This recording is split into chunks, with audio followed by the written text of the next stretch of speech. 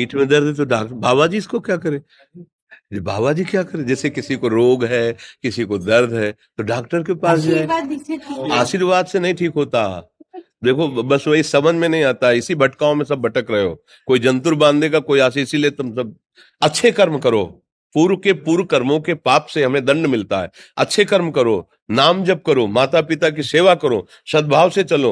अभी ये कर्म नष्ट हो जाएंगे, किसी से जंतुर बंधवाने की जरूरत नहीं, किसी से आशीर्वाद मांगने की जरूरत है। अब नाम जप ना करो, खाओ मुर्गा मांस, पियो शराब, करो व्यभिचार, करो तो बाबा जी आशीर्वाद दे दे, तो कोई आशीर्वाद काम नहीं करेगा। दुर्गति होगी यहाँ भी और वहां भी। हमारी बात समझो। हाँ, जरूर बुरा लगता है, सत्य विषय बुरा लगता है, पर अगर बच्चा सावधान हो जाओगे तो सुखी हो जाओगे। कोई भी हो, हम किसी एक के लिए बात नहीं करते, सबके लिए करते हैं। सब भागते हैं इस बात में कि बाबा जी आशीर्वाद दे, रोग रहित हो जाओ। कभी नहीं होगा, कभी नहीं होगा। तुम्हारे आचरण ठीक होंगे तब तुम्हारा सब काम बनेगा। हाँ देखो ना, खा रहे हैं जीवों को उबाल उबाल करके मांस, पी रहे हैं शराब, कर रहे हैं बेविचार, बुद्धि भ्रष्ट होगी और नष्ट होना पड़ेगा, क्योंकि आचरण गलत है। कोई आशीर्वाद किसी का काम नहीं करेगा। आप अच्छे आचरण करो, माता पिता की सेवा करो, परिवार की सेवा करो, समाज की सेवा करो, नाम जप करो। शरीर में कोई छोटे मोटे कष्ट आवे उनको सह जाओ, आगे चलकर आप देखो कि कैसी उन्नति होती, अच्छा होगा, मंगल होगा। इस ब्रह्म में ना रहना, किसी के आशीर्वाद से कुछ हो जाता है। हम आपको पक्की बात बताते हैं कि आज बाबा के यहाँ गए थे यार, पीठ में दर्द कम हो गया।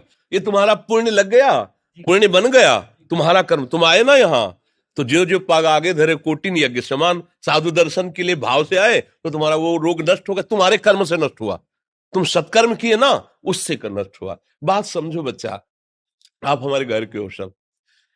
आशीर्वाद देने से हम कई बार कहा कि अगर तुम सुखी हो जाओ तो हम किसी से न मिले, चुपचाप अपने कमरे में बैठे केवल आशीर्वाद देते रहे सबको। लेकिन नहीं सुखी होगे। सुखी होगे तुम अपने कर्म से। को न काहू के सुख दुख कर दाता, और निज कृत कर्म भोग सुन भ्राता। हे भाई, अपने कर्म का भोग ही आपको भोगना पड़ेगा। कोई भी तुम्हारे कर्म को नहीं मिटा सकता, एकमात्र भगवान। एकमात्र भगवान, मेरी बात मान लेना। उनकी शरण में और नाम जप करो, सब ठीक हो जाएगा। तुम्हारे भजन से होगा, तुम्हारे अच्छे आचरण से होगा, तुम्हारी धार्मिक प्रवृत्तियों से होगा।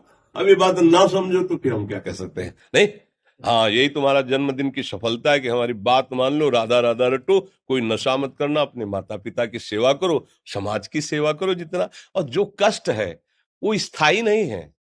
आज विपत्ति आई, कल खत्म हो जाएगी। अभी दिन है, फिर रात आ जाएगा, रात है तो दिन आ जाएगा। ये क्रम चलता रहता है, हमें निराश नहीं होना। सूरवीर योद्धा की तरह हमें जीना है यार, कायर की तरह नहीं जीना है। जी।